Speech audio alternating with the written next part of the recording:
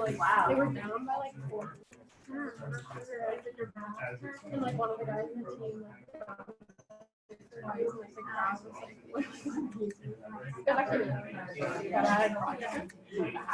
studying. And then I went home. I'm crazy. See how young this guy was when he died? Yeah.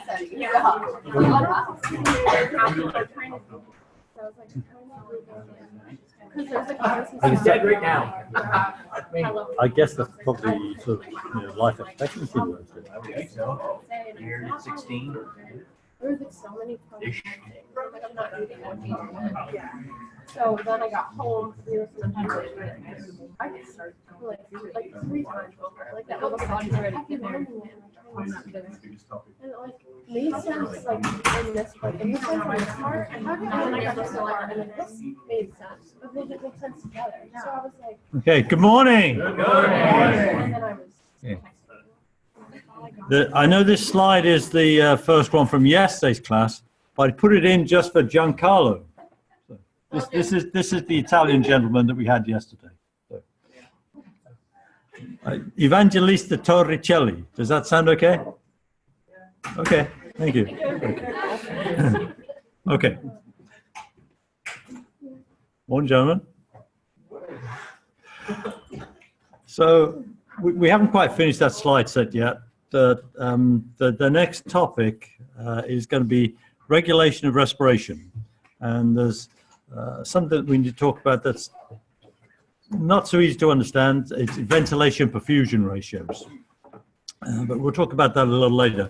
The story, and we will talk about this later as well. Undine. Anybody heard of Undine? She was this is German, Undine is German mythology, but the same story appears in Scandinavian mythology as well. She was a wood nymph, and she was the daughter of the king of the wood nymphs. And she is relevant to what we're going to talk about when we talk about regulation of respiration. Takes your breath away. Takes your breath away. Close, that's right. Okay. Yeah, as wood nymphs are, she was very beautiful, you see, and being the daughter of the king of the wood nymphs, she was very special as well. So, okay, we'll come back to that. Okay, what did we talk about yesterday in terms of gas transport, exchange and transport? Partial pressures, real important.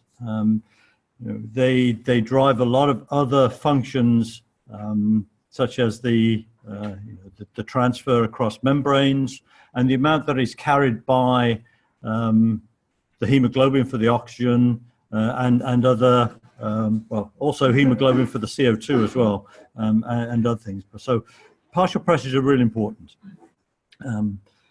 Alveolar exchange, got a real thin membrane here for easy gas transfer, but the alveolar exchange can be altered in diseases.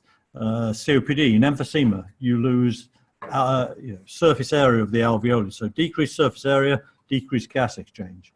In fibrosis, you get a thickening of the membrane between the alveolar epithelium and the pulmonary capillary endothelium.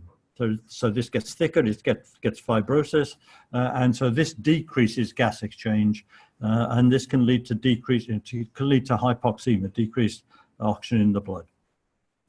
Oxygen binds to hemoglobin, the 4 subunits, so each one binds an oxygen atom, and there's cooperative binding. So the binding of the first one increases the ability of the other 3 to bind to the other subunits. And this is one of the causes of the sigmoid hemoglobin oxygen dissociation curve that we will look at again. Okay. So this is the hemoglobin oxygen dissociation curve, plotting the PCO2, partial pressure of PO2, partial pressure of oxygen in the blood against the saturation of the hemoglobin. And in the alveoli, the PO2 of the alveolar air is about 100 millimeters of mercury, and this gives close between sort of 95 to 100% saturation of the hemoglobin. In the venous blood, and so when you get to the tissues, and the hemoglobin gives up the oxygen to the tissues, then the PO2 is lower here, so it's about 40 millimeters of mercury, and that gives about a 75% saturation of hemoglobin with oxygen in the venous blood. So this is the arterial blood here coming out of the alveoli, and this is the venous blood here after it's gone through the tissues and it comes back to the lungs. So the amount of oxygen that's released by the hemoglobin when it gets to the tissues is shown by this red arrow here.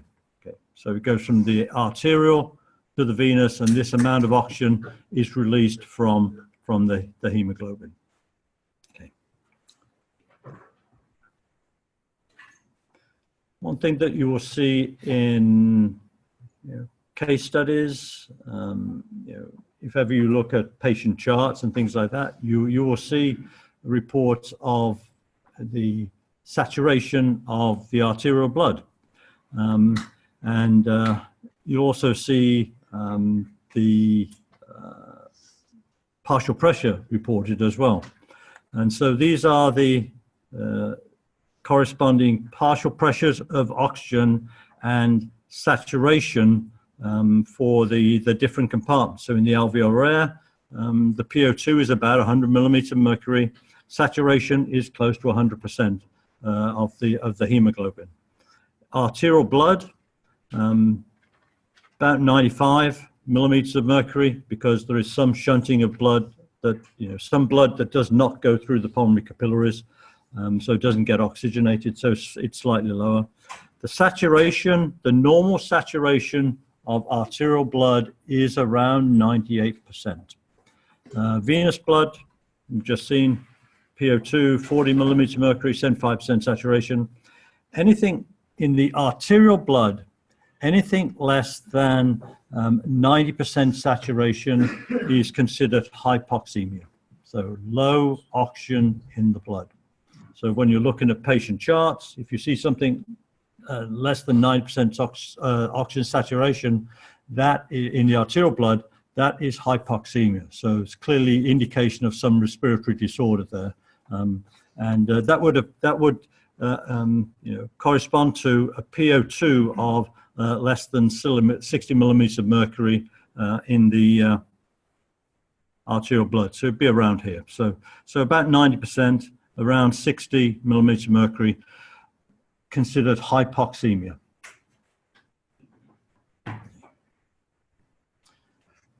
The amount of hemoglobin that you have in the blood influences the amount of oxygen that you can carry. That seems pretty obvious, but normal hemoglobin around 14 grams per deciliter. In anemia, if you just lose hemoglobin, then you have less oxygen carrying ability in the blood. And so under normal conditions, this is the hemoglobin at 14 grams per deciliter, and the amount of oxygen that you can carry and this is the partial pressure. If you halve the amount of hemoglobin, which would be really, really severe anemia, then you come down to this line here. You're still saturating the hemoglobin with the oxygen at the same partial pressures, same saturations, but because you've got half the hemoglobin, you've got half the total oxygen carrying ability. So you're only at 50% down here. The other condition that, so anemia, decrease the amount of hemoglobin in the blood. There's a condition called polycythemia. And this is where you increase the number of red blood cells. And it's caused by prolonged severe hypoxemia. You see it in COPD. And so you can increase the number of red cells to try and compensate for, the hypoxemia. Carbon monoxide poisoning. Carbon monoxide has a real high affinity for hemoglobin, higher affinity for hemoglobin than does oxygen, and it forms carboxyhemoglobin. So it can displace oxygen from the hemoglobin, it can prevent oxygen from binding because it's got a higher affinity. Because the high affinity, it means that even at really low levels of carbon monoxide, you can get hypoxemia because you can really displace a lot of oxygen or prevent it from binding to the hemoglobin. So low levels of carbon monoxide, severe hypoxemia. Treatment for carbon monoxide poisoning. I mentioned that the amount of oxygen that can dissolve in the blood is quite small and not enough to provide the tissues with oxygen. But if you get someone to breathe 100% oxygen, hyperbaric oxygen, you can drive more oxygen into solution. And that's one of the treatments for carbon monoxide poisoning. You drive more oxygen into the solution because they breathe 100% under higher pressure, and it provides more oxygen for the tissues.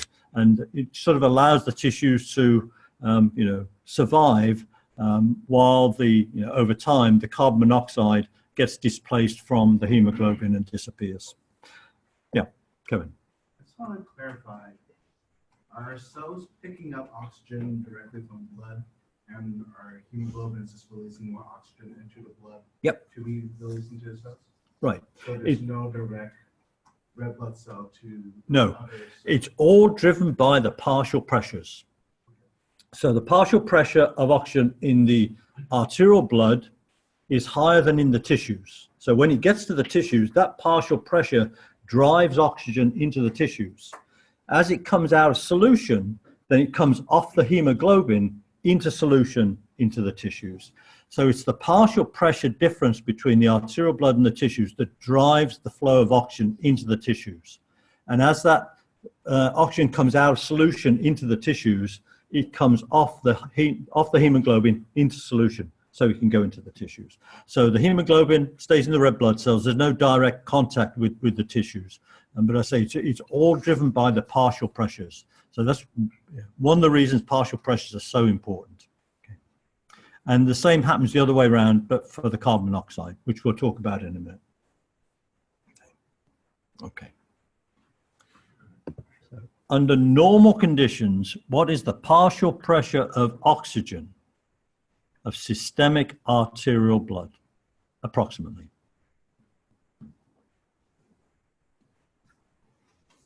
Look back a couple of slides, that little table.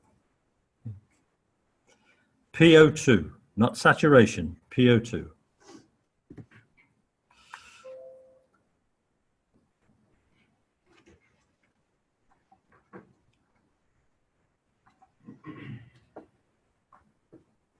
Do I need to stop it? Okay. You have to say yes, not just nod your head.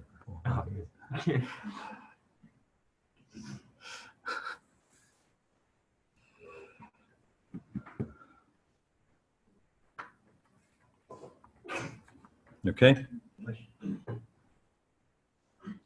Okay. Good.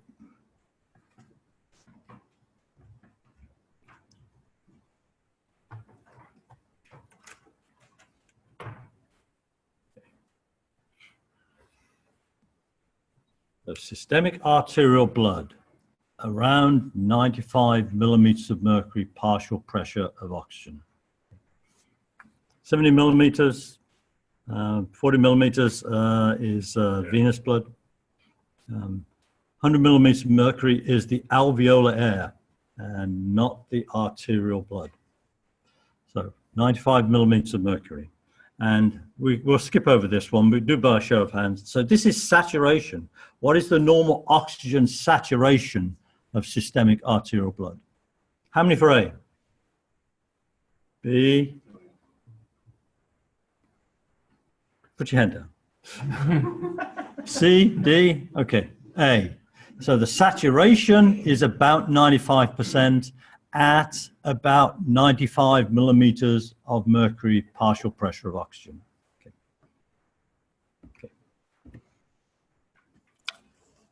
CO2. Any questions on oxygen? Okay. CO2.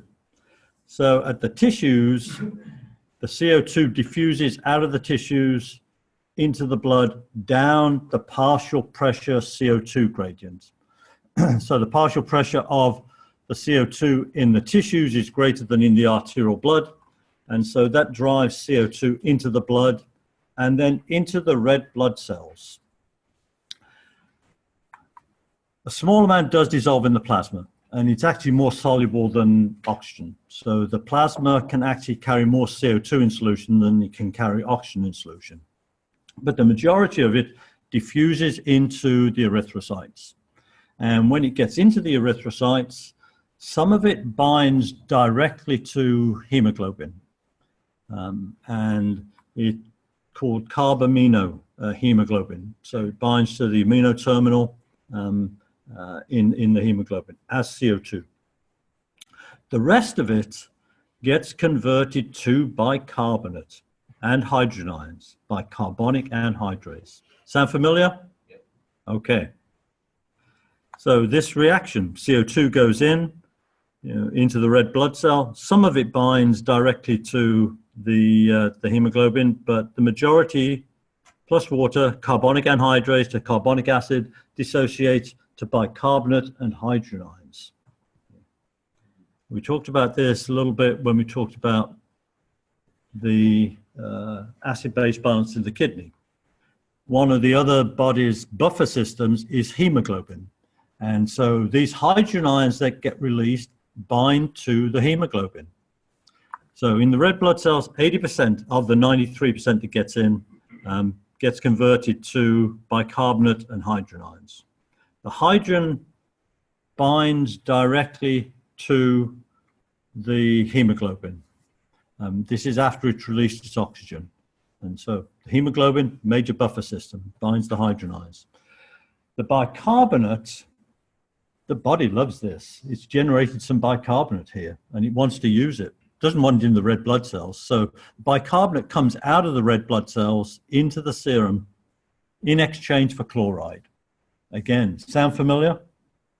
Remember the bicarbonate chloride exchange in the intercalated A cells in the collecting ducts?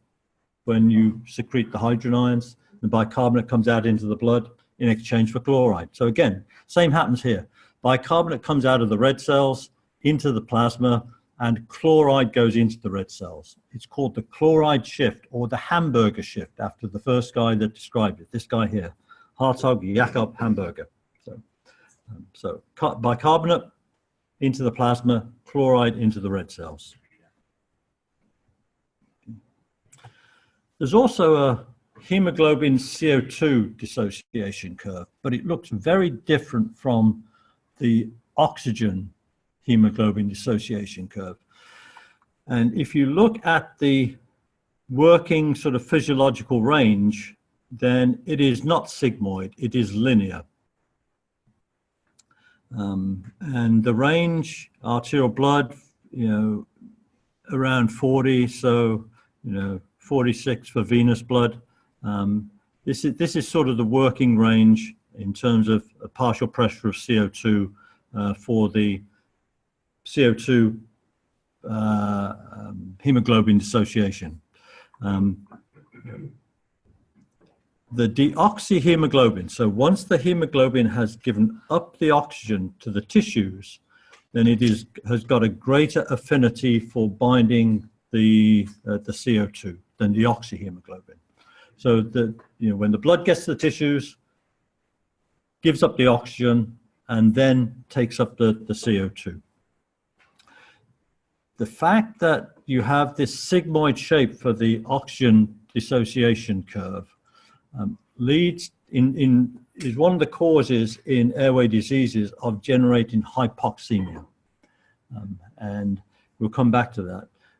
You do not often see hypercapnia in respiratory diseases. Yes, you do in severe COPD, but under normal mild to moderate disease conditions of asthma, of COPD, you can see hypoxemia, but you do not see hypercapnia. And the reason for that is the S shape of the oxygen dissociation curve and the linear shape of the CO2 dissociation curve. And again, we'll come back to that.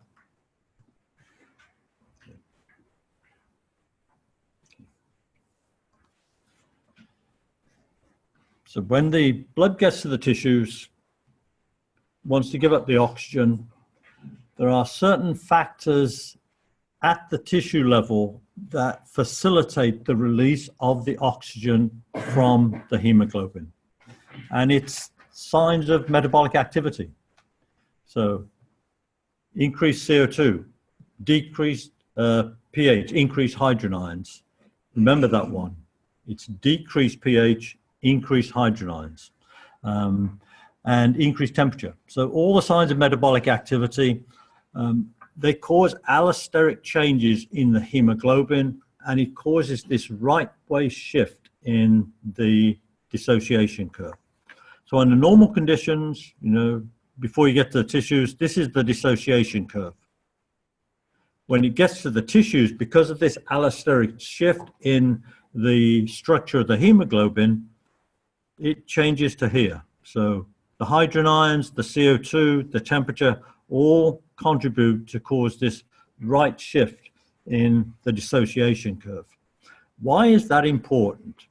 Well, if you look, what happens is that it results in this additional amount of oxygen being able to be released from the hemoglobin at the same partial pressure. So if this didn't happen, if you didn't get this right way shift, as we saw before, arterial blood getting to the tissues, PCO2 of 40, and this is the amount of oxygen that's released from this line up here to the curve down here. Okay. With this right way shift, you get this additional amount of oxygen that can be released at the tissues. So instead of coming from here to here, you come from here down to here. And so this allosteric shift facilitates the release of oxygen, allows the blood, the hemoglobin, to give up more oxygen at the tissues. Okay. The effect of pH CO2 on the dissociation curve was first described by a guy called Bohr, and this is called the Bohr effect. Got a picture of him at the end.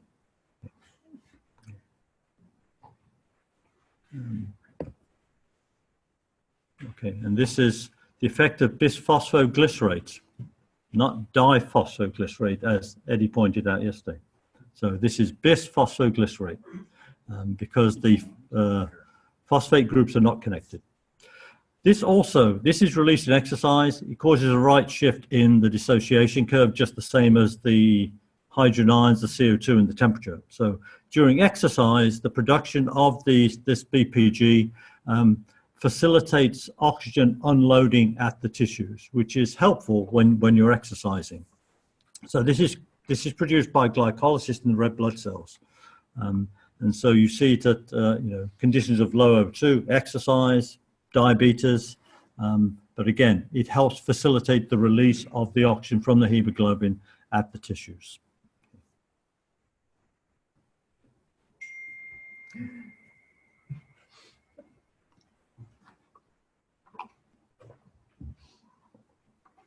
So that was the Bohr effect. You get sort of the reverse happening with the CO2.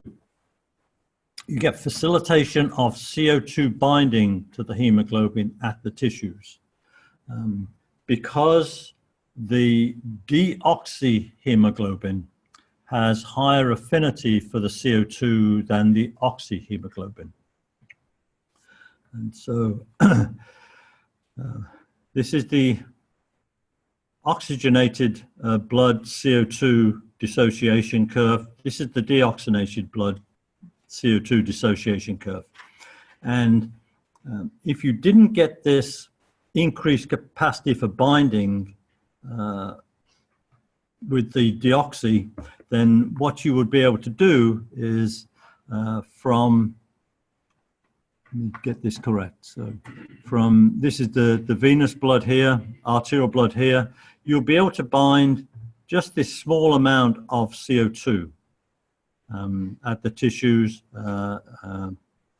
when the blood gets there. So about this amount of CO2 would be able to be added to the hemoglobin. But since once the hemoglobin loses the oxygen, it's got a higher affinity, then this is the deoxy deoxyhemoglobin CO2 dissociation curve. You can actually bind this amount of hemoglobin. So you, again, like the right way shift in the hemoglobin dissociation curve allows more oxygen to be released, this leftward shift in the deoxyhemoglobin CO2 dissociation curve allows more CO2 to be bound to the hemoglobin. This is called the Haldane effect, after a Scottish guy, John Haldane. So right way shift of the dissociation curve allows more oxygen to be given up. A left way shift with the deoxyhemoglobin dissociation curve allows more CO2 to be bound to the hemoglobin. Okay. So this is just a summary of those two effects, two important effects of facilitating oxygen release, hydrogen ions, CO2 temperature, the BPG, low oxygen conditions, and then the deoxyhemoglobin having higher affinity allows more CO2 to be bound, and this is the Haldane effect.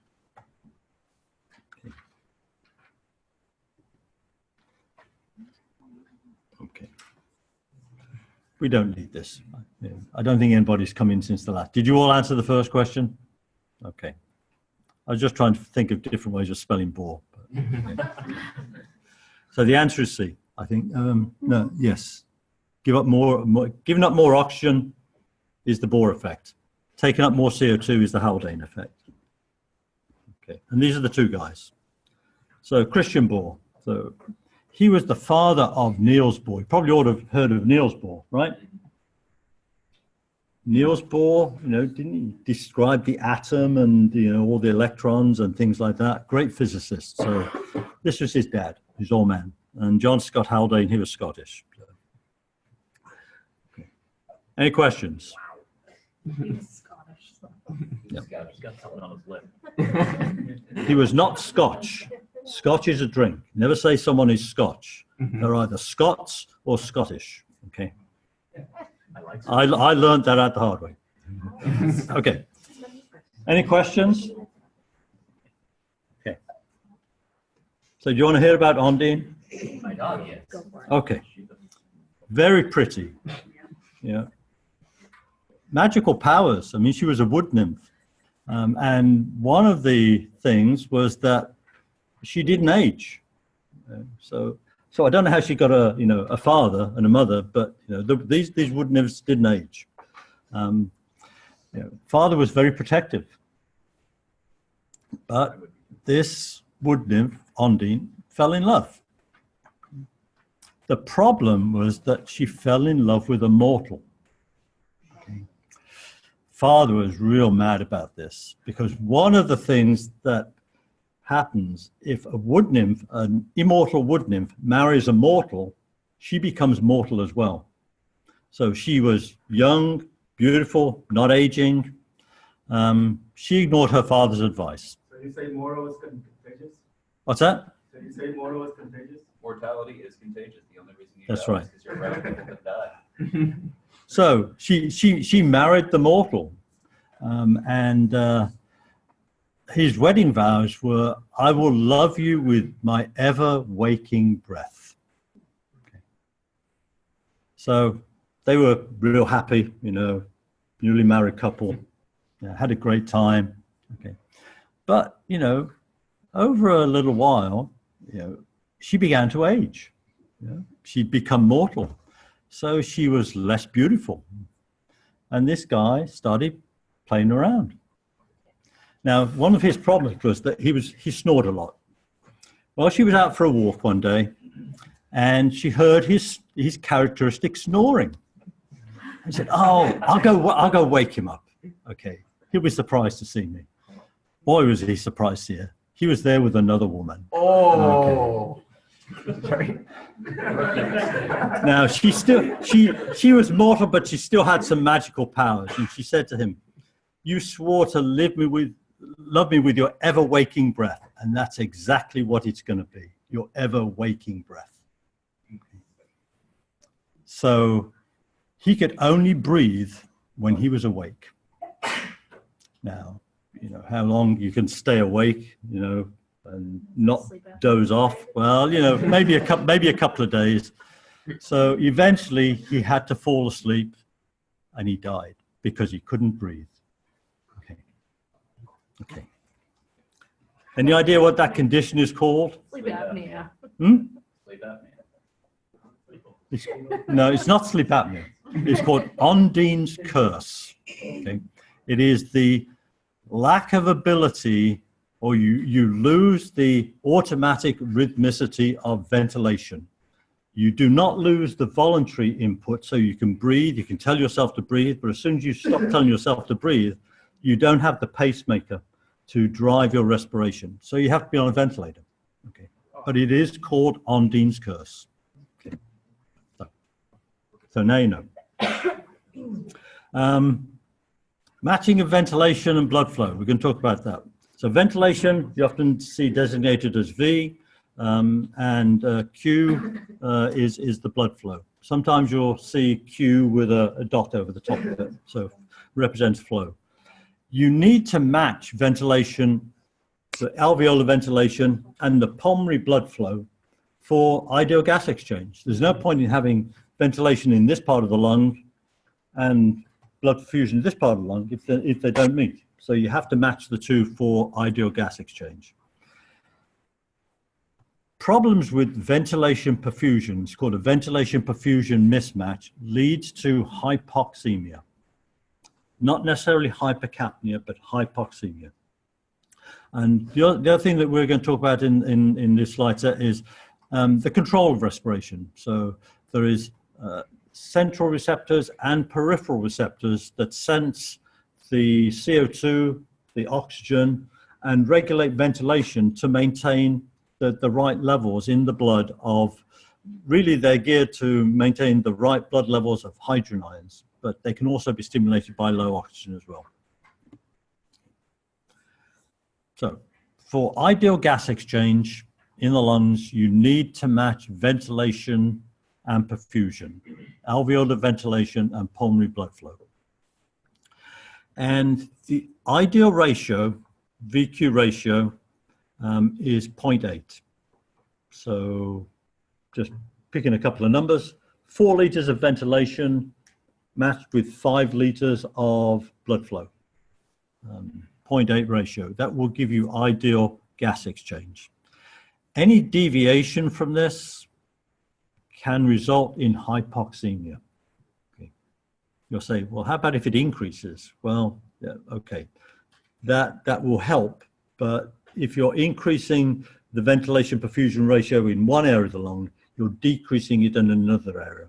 And the problem with that is that the increased ventilation in one part of the lung does not make up for an underventilation in the other part of the lung. So you still get hypoxemia. One of the problems is that the lungs and the alveolar ventilation and the circulation are under the influence of gravity. These are low pressure systems, so gravity has an effect.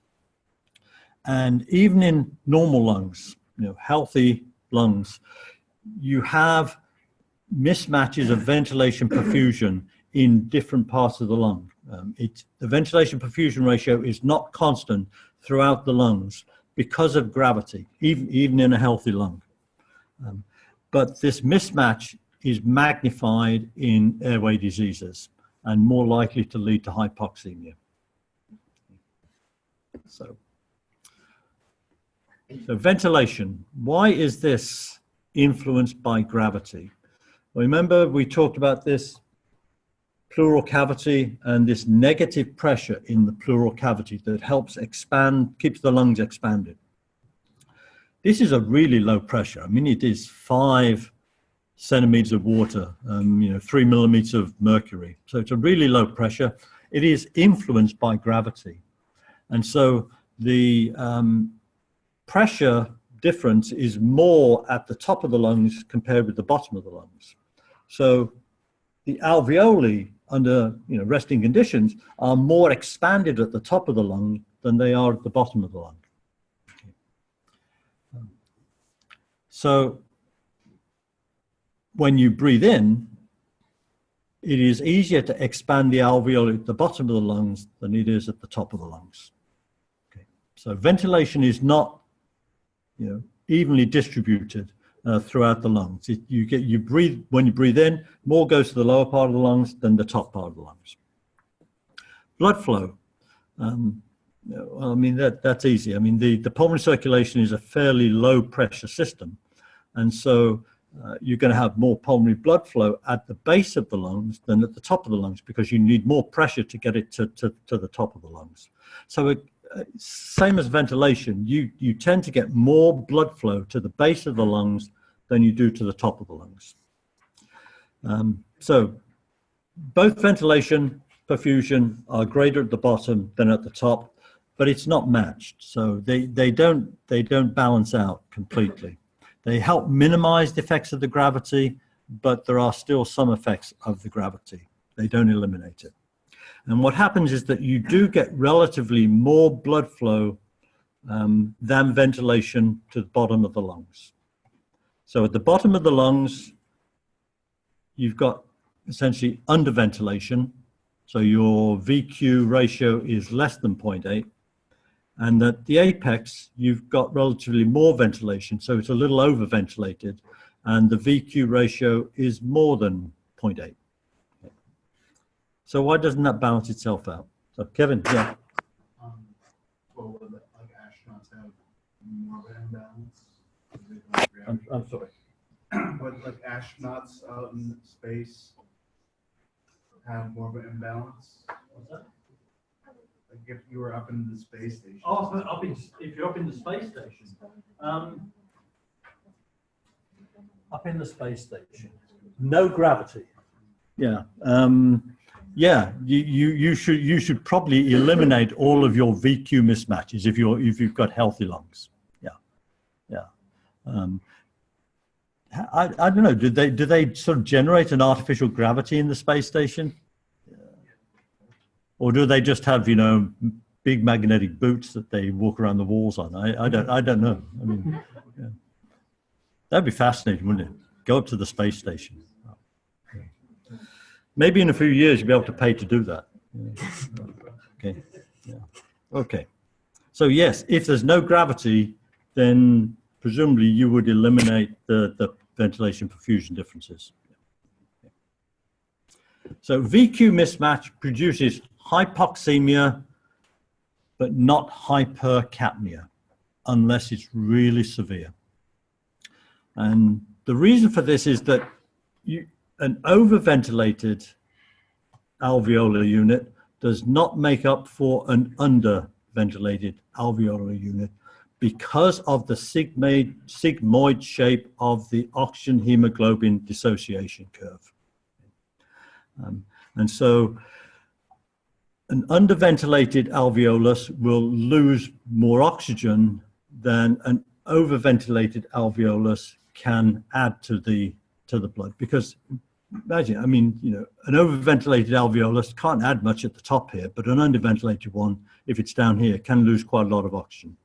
So if you get VQ mismatches, you are going to get hypoxemia. The fact that the CO2 curve over the working range, CO2 hemoglobin dissociation curve over the working range is linear, means that you can completely make up for, underventilation with overventilation, because an overventilated one can lose the same amount of CO2 as an underventilated one can gain. So you don't see hypercapnia until you get a very severe ventilation perfusion mismatch, as you're going to see in some severe diseases like COPD.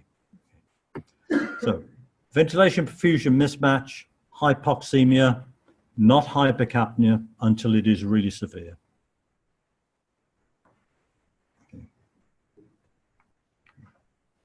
So this is just more of the same. VQ mismatch lowers blood PO2 and the hemoglobin oxygen saturation even in normal lungs, but it's in normal lungs it's fairly small and not a problem. But it does get accentuated in respiratory diseases where you get restrictions of airflow to parts of the lung. Also when you start losing alveolar surface as in emphysema. So blocking off parts of the lung can give you ventilation perfusion mismatches. If you get a pulmonary embolism, if you get changes in pulmonary blood flow, then you can get ventilation perfusion mismatches as well that lead to hypoxemia. And this is just one more time. It's important to try and remember this. So this is a normal lung, 2 units. They have the same blood flow, the same ventilation. This one here, okay, this airway gets blocked off a little bit, okay? So there's less ventilation going to this, and the ventilation that doesn't go here goes this side. So this one is going to be underventilated. This one is going to be overventilated, but the amount of oxygen that is lost from this one, because it becomes down here, is more than can be added to the blood in this one because you're almost at the top of the saturation curve. Okay. And because this is linear, then you can lose as much CO2 overventilation as you can gain it by underventilating.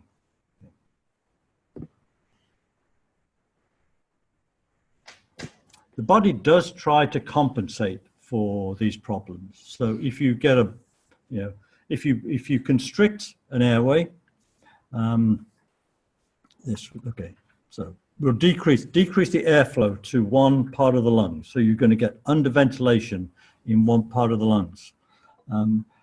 What the body tries to do is then tries to divert some of the blood away from that part of the lung to the more healthy part of the lung. If the airflow is decreased, what happens is that the PO2 in the alveolar blood and the pulmonary blood decrease. You're not ventilating as much, so it is going to become more like venous blood levels. Okay. If you decrease the partial pressure of oxygen in the pulmonary blood because you're not ventilating that airway as much, then this decrease in PO2 constricts the pulmonary blood vessels. And so you get less blood flow to that lung where you've already got less airflow. And so it diverts the blood to other parts of the lung where you have good blood flow, airflow. So go through it one more time. Decrease airflow to a part of the lung. The PO2 in the pulmonary capillary blood there is going to go down because you're not ventilating as much. You're not bringing in as much air, so you can't bring in as much oxygen. You can't get rid of as much CO2. So the oxygen levels in the pulmonary blood will go down from that area of the lung. That decrease in O2 will constrict the pulmonary blood vessels there. So that would decrease blood flow. So you've got decreased airflow. The body compensates by decreasing blood flow and diverting both the airflow and the blood flow to other parts of the lung that it's more healthy. Okay. Is that clear? Okay. If you decrease blood flow to one part of the lung,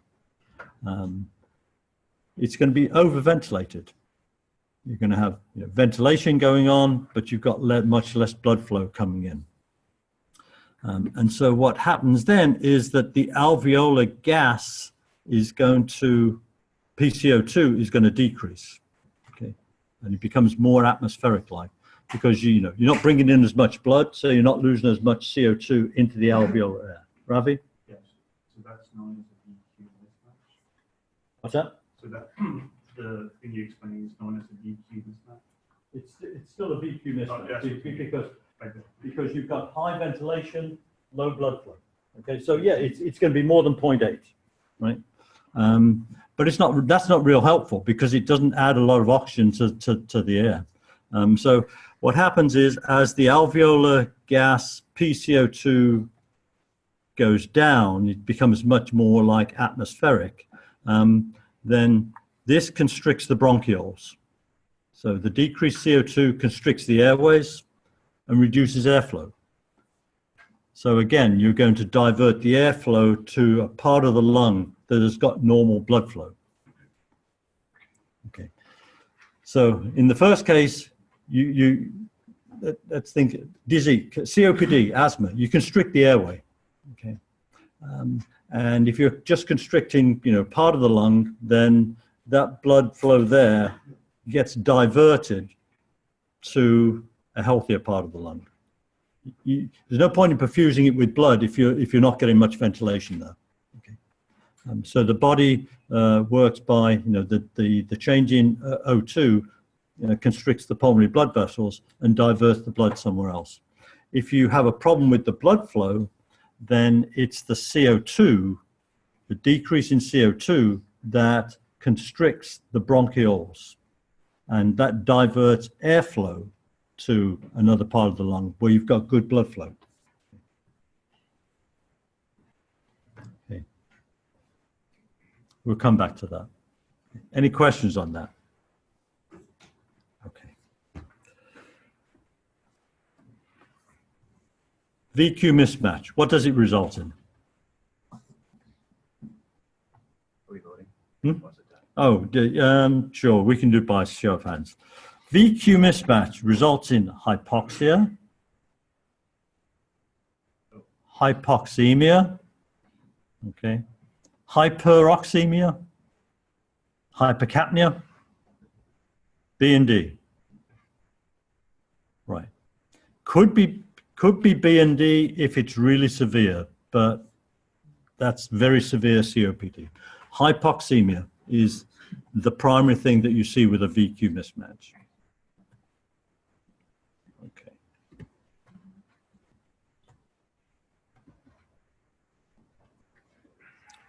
Okay, we're going to switch gears here, so I'm going to leave it there for today.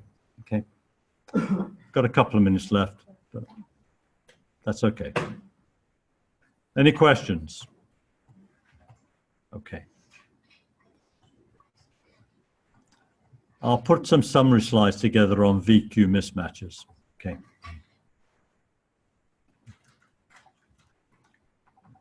So Luke. for the quiz on Tuesday, what chapter is it going to be on?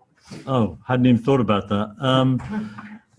Tuesday. How many? We started the airways on Monday, so this week's classes.